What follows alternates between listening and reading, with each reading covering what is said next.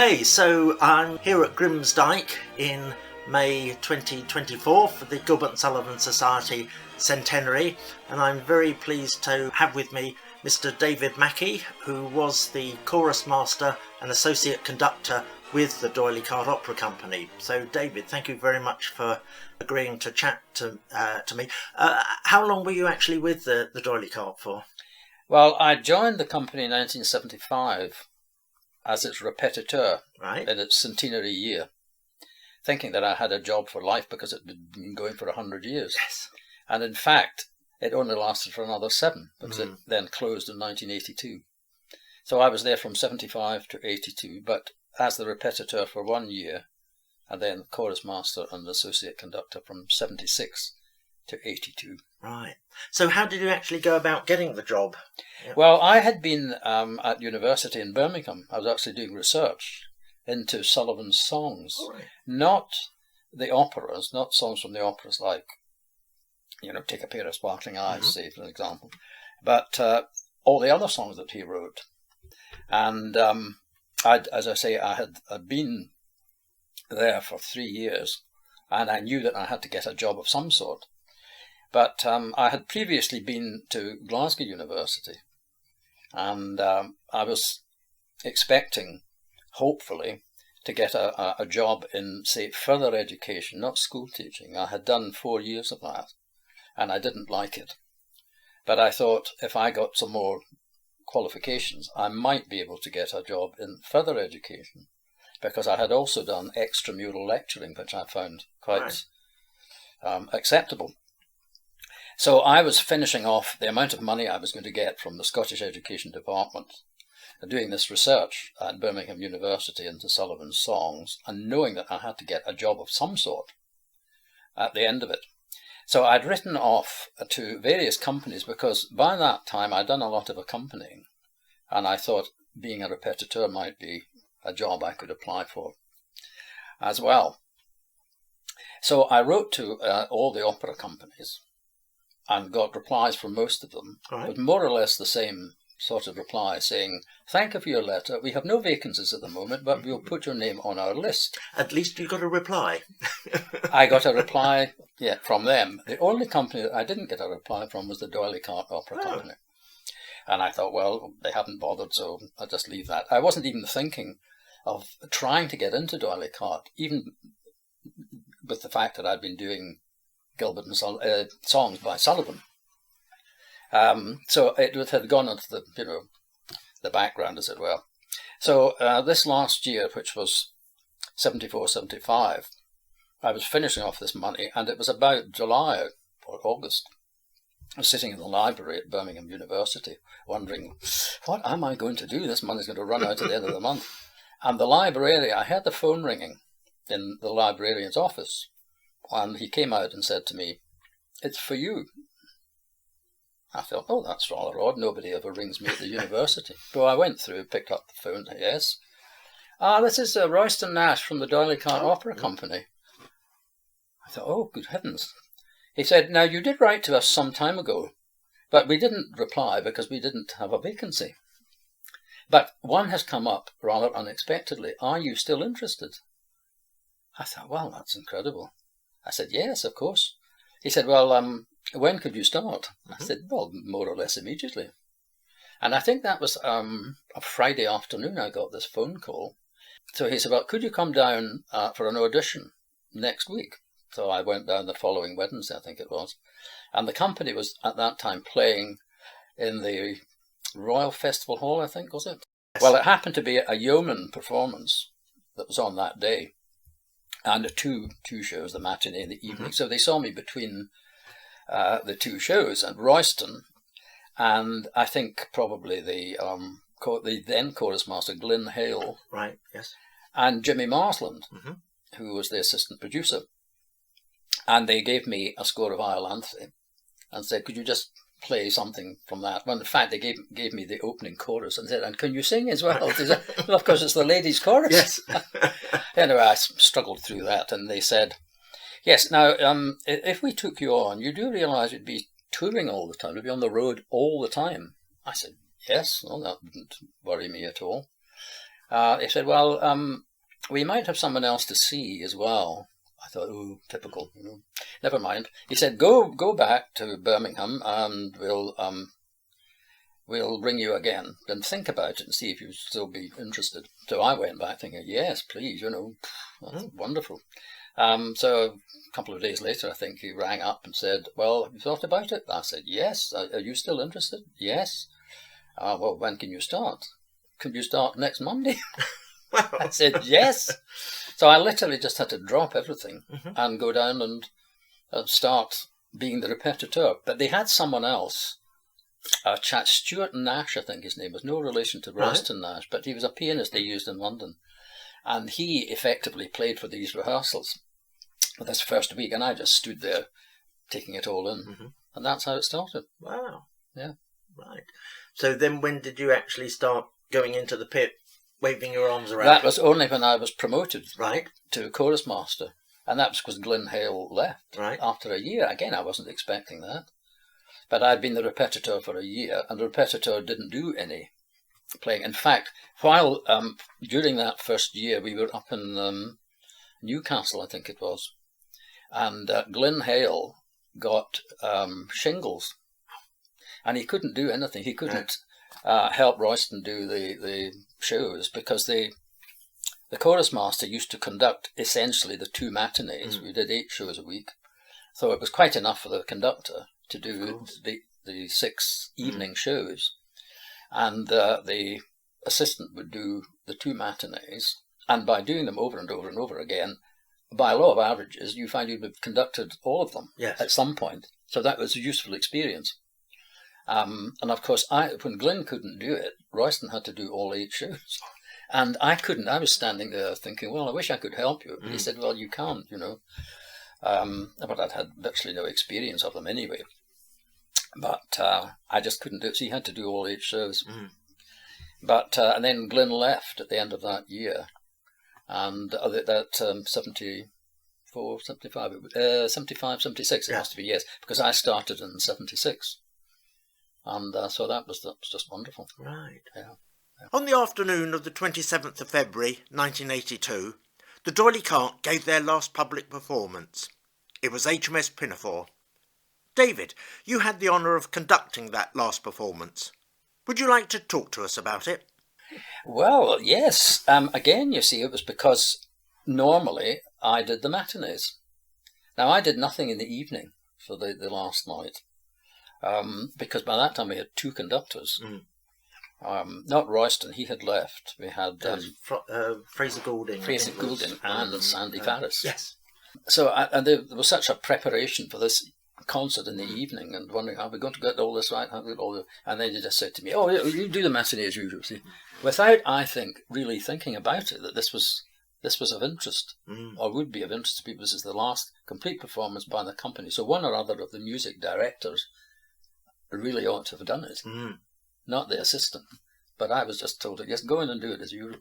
So of course I became a sort of footnote to history as the person who conducted the last. Well, almost by default, as it were, if that's the expression. The last full public performance. Yes, the complete performance. Yes. Yeah, that was at the Adelphi. Yes, excellent. Okay, so, still here with David Mackie. David, we've sort of spoken a little bit about it in the past, but you certainly seem to have quite a few interesting stories about different orchestra pits that you've played in. I know that we both have a knowledge of the pit at the Theatre Royal in Brighton, which is an interesting place to say the least.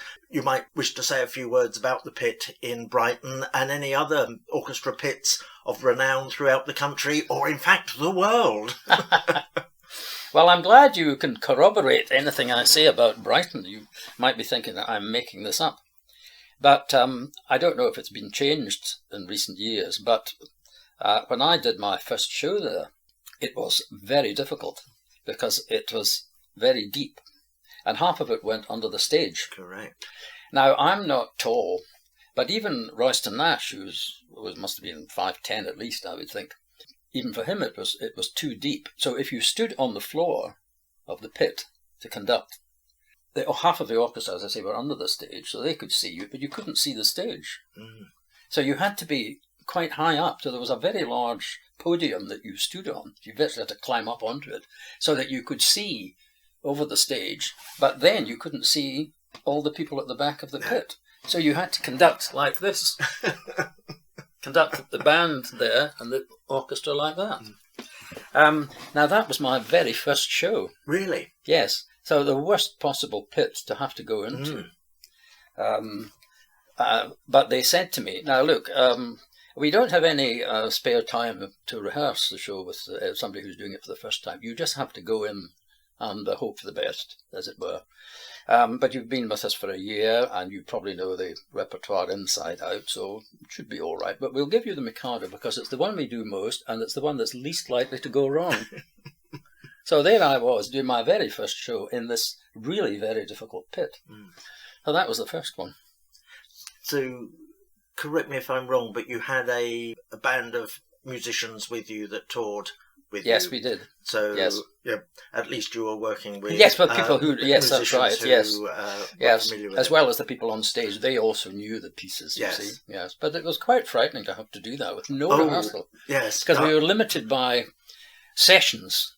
I think the unions had said you can have 11 sessions. Now, we did 8 shows, so that left 3. Right. And that meant you could have rehearsals during the week, usually in the mornings, usually Tuesday morning, Thursday morning, Friday morning. So it didn't have, there was no extra time to rehearse. If they did say, this man's got to have a rehearsal, they would have to be paid. So the company said, so you simply literally went in, picked up the stick and that waved was that. Waved it about, hope for the best, yeah. Yeah, I've certainly been in the pit on tours of the theatre and can totally vouch for what you say, that it is deep and it goes a great distance back. But there's not that much space. So the brass section, where did they end up? Well, they were right at the back. Well, I remember going to one production there and they'd actually put the brass in the boxes. So that may have been before you joined. Well, that wasn't, but actually that happened to me in the second production. Right. That my second conducting, not the debut, but the second one that I did, and that was in Bristol, the Hippodrome in Bristol. Now that, unlike the pit at Brighton, was out in the open, because I think it had been like a lot of these theatres, a variety theatre, not an opera house. So a lot of the pits in these theatres were quite small, so they could accommodate 8 or 10 people for a variety show, but not a full orchestra, anything like that. And in that one, in the Hippodrome in Bristol, as I said, long and thin, they're all out in the open, at least they could see you, but there was no room for the timpani and the double bass player. We only had one bass player. So that the bass player was in the strings were on, looking at the stage. They were on stage right, my left, stage right. And the timpani were in another box, the other side. And of course the sound didn't gel. It took a while to gel. And of course when you're, still finding your way with these, I thought, are they all going to be like this? First of all, Brighton, and now this one. Yes. But a lot of the pits really weren't too bad. No. But there were all sorts of other things that happened. When we went to Liverpool, we played first of all in the Royal Court Theatre. Right. Now, in fact, I think it burned down at some point, or there was a fire inside, so they couldn't use it. But I never conducted there because then they moved to the Empire. It was a huge theatre, which was, again, a sort of music hall, built for numbers. And it was quite a large pit, but the floor was in 4 sections, and they all wobbled and moved independently. So if you're standing conducting and find yourself moving about, they were all different. All the pits were different, yeah. And you just had to get used to the sound being different. That's the odd thing, the acoustics in the theatres are all quite different. Any interesting things from pits in overseas countries? Really only America and Canada, from my point of view. I can't remember anything specific in any of those being difficult. But of course, by the time we got there, now in fact, as I started conducting in 76, there had been an American tour in 76. Now I wasn't allowed to go on it because I was still the repetiteur. Right. And they said to me, I'm very sorry, we can't take you because it would be like a paid holiday for you. You wouldn't have anything to do.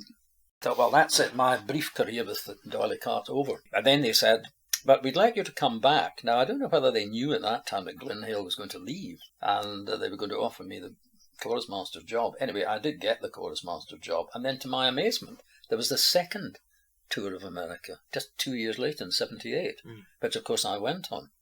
But I can't recall many problems with the pits. There was one, there was an open-air theatre that was in Los Angeles. Oh. And of course, we always had problems of insects flying around, you know. And worse for the singers than for me. I could keep my mouth shut, but the singers were singing, you know. I was talking to Jane Metcalf a little while ago, and she told a story of in LA. I think it was during Iolanthe when some raccoons came up onto the stage. That's right. Yes, I remember that. Yes, indeed. Yes. Yeah. I think the most prestigious place I conducted in was the Met in New York. Oh, wow. One matinee. Yes. We were only there for barely a week, but Royston said, "Yeah, just go and do the matinee as usual." Some places I remember the theatres was huge. There was one in Chicago where they had to build, they had the curtains right out because it was such a vast stage, and our little boxed set, you know, sat in the middle with empty space on either side. But as far as I remember, there weren't so many problems, if any, really, with the pits, just in this country. Yes. oh, yes. One thing I do remember was at Nottingham. Right. The theatre in Nottingham. When I was with the Carte then in the 70s, a lot of these theatres hadn't been renovated. They were still essentially as they'd been in Victorian times, I think. And some of them were in quite a state, often in terrible state backstage. And the theatre, the auditorium in the Theatre Royal in Nottingham came to a slope down to the pit. And then it just dropped down, but it was only about the height of a table. Little table, you see. And no curtain, no rail. But it was narrow. And somebody had worked out that if you cut 2 legs off a chair, off one side, you could sit it on the lip, and then you could sit on the chair, and it meant you weren't taking up space. Right. So that gave more space for the players. So backstage, they had all these 2-legged chairs falling over, lying around. That was Nottingham. Yes. There was another terrible one I remember now, in Southsea. Right. And again, any money that was available for the theatre went on the auditorium. Punters would come in and say, "Oh, isn't this nice Victorian theatre?" But they wouldn't see backstage. And for the band, it was often terrible because they had no proper band room. And there was, at Southsea, there was a whole pile of detritus under the stage, effectively. Well, that's where the band, you know, behind the pit was the band room. You just throw your coat anywhere, you know, there wasn't a proper band room. We went in to rehearse one day. There was nobody else in the theatre. And I went down into the pit, and there sitting in the pit was the biggest cockroach I think I've ever seen in my life. And of course it's on the coast, it's right beside the... Oh, dear. Sadler's Wells was obviously a good pit, good-sized pit. And they actually had what we do, traffic lights, the red and green lights. So you'd be sent down from the proms corner. So right, on you go, see. But there was such a long way down, it was a big theatre. You couldn't just go down and go straight in. You had to wait. If it was red, you had to wait until it turned green. You could go in. Oh, and another pit that was difficult was the Opera House in Blackpool. Now, that's a huge place. I don't know if you've ever been there. I haven't. No. Big theatre. But it had a very small pit. And the back stage was more or less like a straight line. You'd go under the stage. But the front of it was curved. Right. And in fact, it was what I think they call a catwalk. Right. It was quite broad. You could actually walk across it. And it had lights, you know. But we didn't have a very large orchestra. But even so, it was about 21, 22, I think. By the time they were all in place, ready to start, there was no room to walk through them. Now, in most theatres, you could do that. You could do it at Sadler's Wells. Norwich was a nice big pit. You could easily walk in from, through the pit and onto the podium. But this place in Blackpool, you couldn't do that. So you had to walk along the front and then sit on this catwalk and slide your feet over. very embarrassing in front of a full house. Yes. And another thing I remember similar to that was in Bradford, the Alhambra in Bradford. And this was, as they used to say in the theatre, a wet November day in Bradford, you know, a matinee, about a handful of people in the audience. Anyway, it was like that. And Bert Newby, who was in charge of it, said, right, he said, we'll get them all down to the front. So they were all told to come down from wherever. They were all over the theatre, just one here, one couple there. So they were all brought down to the front 2 rows. So they're all sitting in the front 2 rows. Now, Bradford was another pit where you couldn't, once the orchestra was in, you couldn't come in through them. You had to walk out through a pass door and along the front row, open a little gate and step into the pit. Right. So eventually I was told, right, ready, off you go. So I came out through the pit and started to walk past these people, and they had put, would you believe, a lady on the front row with a caliper, and her leg was stuck out, and I had to step over it in this otherwise empty theatre. So you've certainly seemed to have seen a number of interesting venues. Oh yes, yes indeed, yes. Thank you. So David, in 1989 the BBC did a second run of all the Gilbert and Sullivan operas, and you had the privilege of providing the interval talks. But how did that job come about, and how on earth did you research all of that information? Well, yes. Well, funnily enough, that initially came about more or less in the same way that my job came about with the Carte. Because after the Carte closed, I had to again start writing to various people looking for work. And in the end, I just eventually finished up as a freelance performer, because while we were all waiting, same with the people in the company, some of them went into West End shows and so on, but by and large everybody was waiting to see if the Carte would reopen or whatever. But odd jobs would come in, and gradually a freelance career builds up. But at the same time, you're still writing off to people all the time. And amongst various people I'd written to, companies, etc., it was the BBC, to see if there would be any vacancies anywhere. Hadn't heard anything really. And then I got this, I can't even remember now, it was a letter or a phone call. But the series that you're referring to was being done over a long period. It was, with yes. A BBC producer called Robert Bowman and Charles Mackerras. Now, Mackerras particularly was very busy worldwide, a big name, so he was not always available. Bowman, as a staff producer, was, but because this was taking so long, he got to retiral age, and I think they retired him at 60 in the BBC. So, and he went off to live down in Cornwall or someplace, you see. So to bring him up, if Mackerras was available to do another opera, was going to be expensive. So they thought, right, we've got to get this finished. I think there were only 5 to do. So they said, right, we get another staff producer to do this, and we've got staff conductors.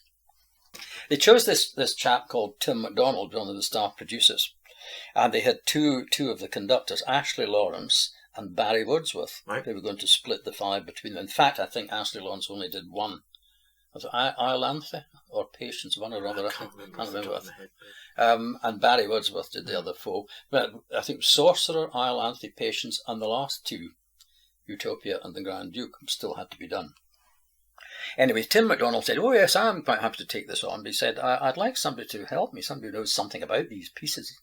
And lo and behold, he had a letter on his desk from me, asking, you know, any vacancies anywhere, you see. So that's how they contacted me. And so he then said to me, right, we need to get as something approaching as authentic, you know, production, which means any deleted dialogue or deleted numbers. So, of course, I had most of that information somewhere at home in all the various books that have been published over the years, or, you know, people have republished numbers, like Fold Your Flapping Wings from Iolanthe, so, and the 2 songs in Yeoman. Laughing Boy and another version of, or was it two separate previous versions of Is Love a Boon? Is Love a, yes, Life a Boon.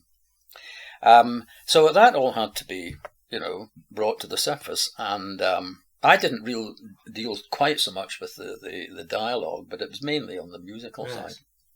And then they said, right, we've got Sorcerer and the Grand Duke. What do we know about and Utopia Limited? I said, well, Utopia Limited, the score is lost, in inverted commas. Nobody seems to know what's happened to it, whether it's still lost, it's been destroyed, or it's in somebody's attic or whatever. They actually tried to work out where it might have gone, because they did some research.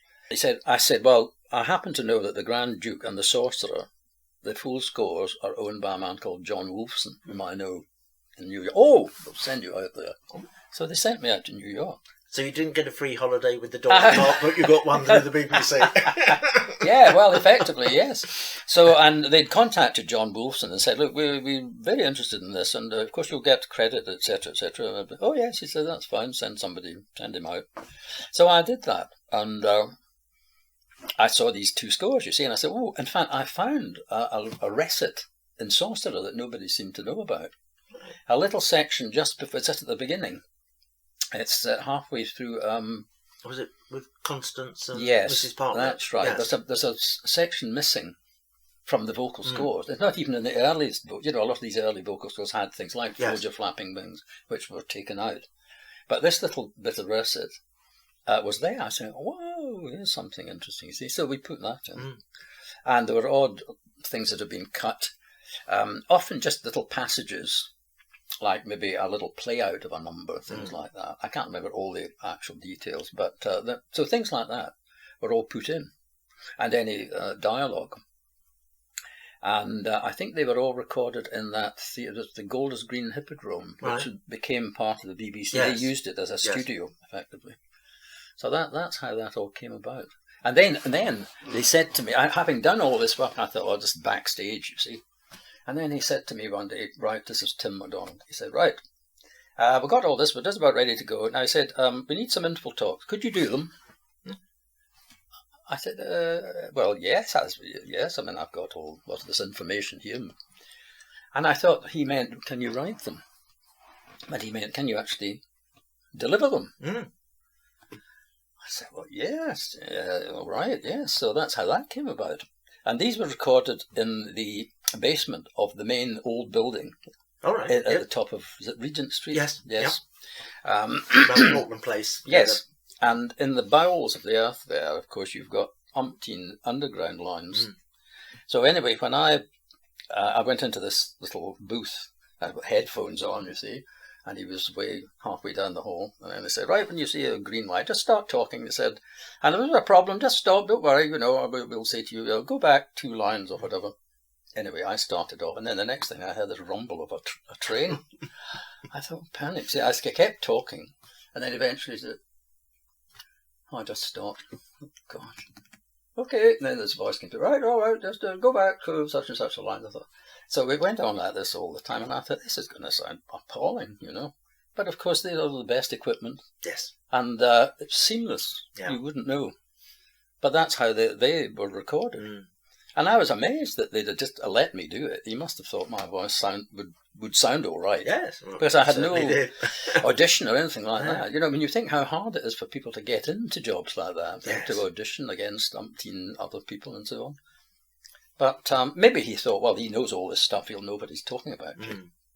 But that air of authority. Anyway, they seem to have come out quite well. Yes. Oh, excellent. During the conversations that we've had, David, you've mentioned Sir Charles Mackerras. Yes. You've done some other work with him. Yes, that was, again, Sullivan, the cello concerto. Precisely, yes.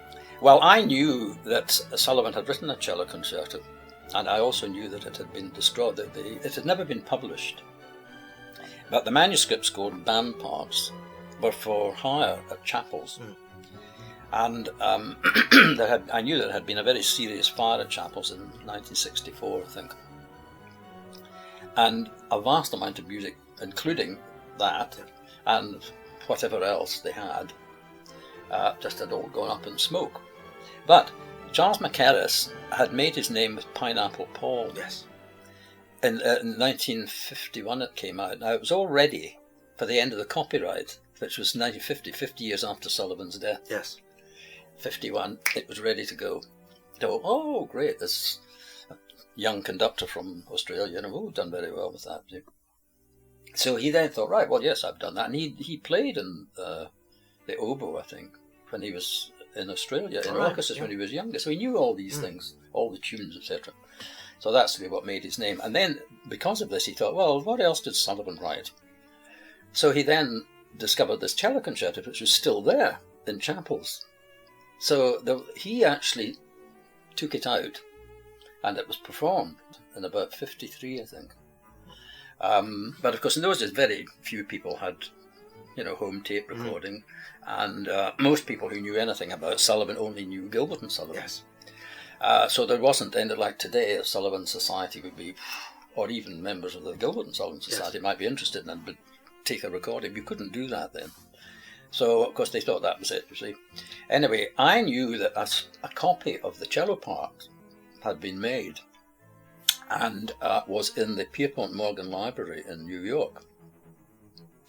And because I'd done a lot of academic work at university, harmony and counterpoint and so on, and I'd been doing this research into Sullivan's songs, I thought, well, I know quite a lot about Sullivan's style now. It would be interesting to get hold of this part and just see if one could do anything with it, you see. So I managed to get a copy of this solo part from the Pierpont Morgan. And normally, if there's a concerto, if the soloist is not playing, it might be off for 8, 10, 12 bars or whatever, while the orchestra's sawing away or whatever. See? And if there was a part, say the solo part, and it came to that, it would probably there'd be in one bar, and they'd put a 12 in it, 12 bars rest, nothing else. Now, whoever had done this copy hadn't done that. He'd kept a line going right through every bar. Oh, wow, yes. So there was actually something that Sullivan had written, even if it was just a horn part or something like that, not necessarily a melodic part. There was some genuine Sullivan in every bar of this copy, you see. I thought, well, that would be a good exercise. Anyway, the D'Oyly Carte closed in 82, and I suddenly found myself out of work. I had a lot of time on my hands. And I thought, well, I'll try and fill in the time and see if I could do something with this, you see. So I just sat at the piano for almost a year, just playing over this line and thinking, now, what would Sullivan have done at that point? Blah, blah, blah. And in the end, I managed to recreate something. Now, I knew that Mackerras had conducted the original. So once I had completed this, I wrote to him. And at the time, I think he was in Australia. And he wrote back, and I still have the letter that he wrote, an airmail, I think it was.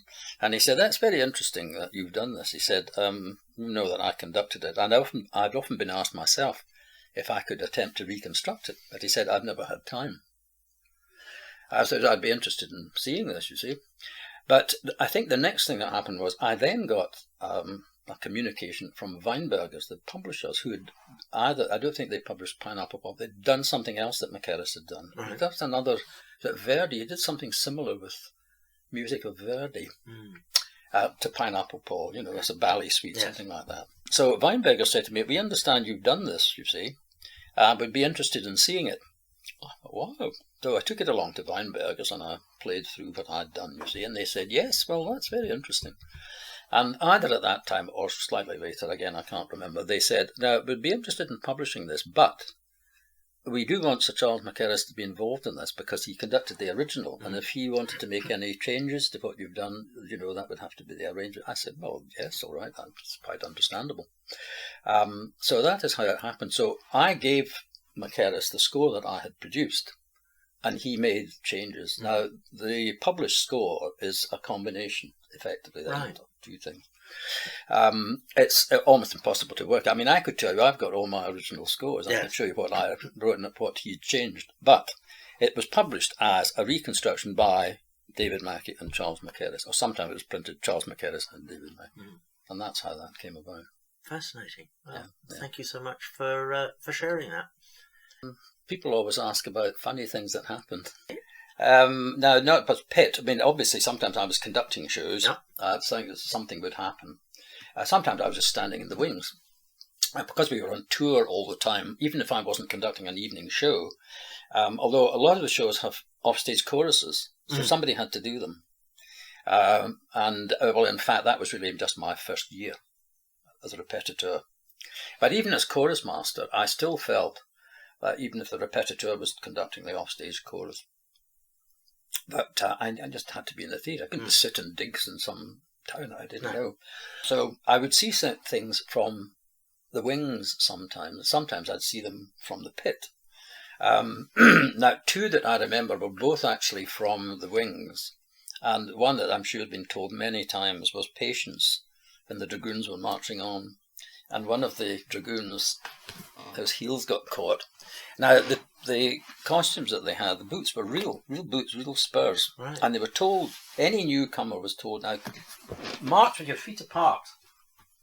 Don't march with your feet like that. Don't stand, or they'll count you. Well, of course, this unfortunate chap forgot first night on. And they locked and went straight down. And all the others were coming along behind him, stepping over this body, and they finished up in a circle to sing da-dum-ba-dum-bum-bum. But by the time they got there, the shoulders were heaving. So that was just amazing. I can vouch for that because I was in the You were audience. there, yeah. That was in Brighton. Oh, it was Brighton again. Yes. Yes, one of the other funniest thing that I think I ever saw, again, it was from the wings, was in Patience. I don't know if it was the same performance, but I think it was that number, is that if you're anxious for to shine in the high aesthetic line. Oh, Bunthorne's. Yes. Now, after song, that, yes. Patience comes on, doesn't she? Is that right? Yes. Now, anyway, it was a number that normally didn't get an encore. Because it's quite long anyway, you see. And then the way we did it, she used to come on, tra-la-la-la-la-la-la-la-la, tra-la. Oh, and then he said, oh, it's you, yes. Scene proceeds. Oh, Barbara Lilly was standing in the wings waiting to go on, and this number finished, and so, all right, so she started to go on, tra-la-la-la, and just as she got onto the stage, Royston decided, for unaccountable reason, to give an encore. So she's travelling across the stage doing tra-la-la-la-la, and she thought, what can I do now? So she just went off, straight off the other round. And you can imagine people out front thinking, what was that all about? What's that? Or anybody who knew them would be thinking, yes, that doesn't normally get a no, really. No, that was really funny. Anyway, she gave him hell afterwards. She really told him to, why did you do that? You know, and of course he said, well, you know, the audience demanded an encore. And that was how we were supposed to do them. But the worst thing that I saw, really, was in Mikado, and that was at Sadler's Wells. Now, John Reed, for one of the encores, used to come on in a little trolley. yes. And it used to be set up at the interval. There was a rope. Now, the trolley was in the stage right wing, and the rope went right across the front of the footlights, if there were still footlights there in those days, can't remember. Anyway, you couldn't see it from the audience, into the prompt corner, you see. So when that encore came, it was pulled this up, and John would suddenly appear on this trolley, sitting there, reading a book or knitting or something. He was knitting because he had big, red and yellow glasses. Yes. Yeah, 3D glasses, wasn't it? Yes. Anyway, John was used to that, no problem. Now, James Ward, this is James Conroy Ward, was on one night, and James had no sense of balance. And when he appeared, you see, and you could see he was wobbling about, you see, and I thought, oh heavens. Because I was watching from the prompt corner, and then he fell off. He fell off onto the stage. And this trolley, because there was a steep rake on the stage at Sadler's Wells, this trolley started to move down over to the pit, which was quite deep, but the players were all sawing away, unaware this was happening. And they were frantically pulling this rope from the prompt to try and get it in before too late. And it went right over the pit and hit a viola player on the back of the neck. And the company, they never heard the end of that in terms of, health and safety. Compensation. Yes. That was really, that was bad, yes. Yeah, that could have been really, really nasty it could have been very nasty, yes. Could have been fatal. Well, yes. Okay, well, thank you so much, David, for spending time with me. And, the idea is to share this now with the Gilbert and Sullivan community. So thank you so much for giving us the time here on this lovely sunny afternoon here at Grimsdyke. So thank you David very much. Mackie, thank you very much. Thank you.